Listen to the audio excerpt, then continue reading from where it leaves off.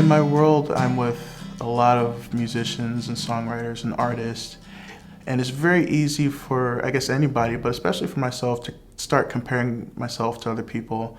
I'm like, oh man, he can shred on guitar, or it's like, man, she's really dope with the pen and things like that. And when you start comparing yourselves and you just notice their strengths, your strengths kind of, it comes down a little bit. And you kind of forget what you're really good at. And just kind of being in those environments, you have to really be conscious of like what you're good at and what your gifting is. Because chances are there's things that I know how to do that they might not know how to do.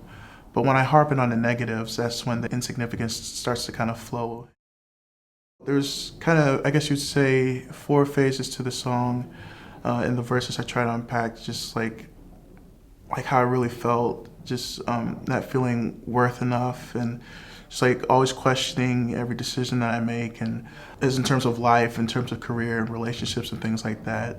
And then as you move on in the song, trying to find that hope, and just kind of trying to bring myself out of the muck and the mire. And in the chorus, it's just very simple. It just kind of came to me. It says, "You love me still, even when I don't always realize who I am in you, and even when I don't appreciate or realize the gifts that you've already given me, that despite all that God still upholds his covenant with us and that he loves us."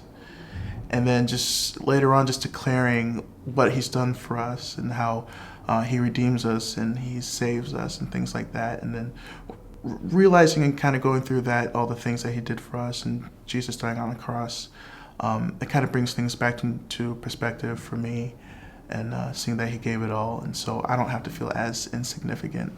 Yeah, you love me. Yeah, you love me. Yeah, you love me still. Even though in my head sometimes I might think that I don't measure up with certain things, but I know that God has called me to a specific thing, and once I remember that, that kind of gets me back on path.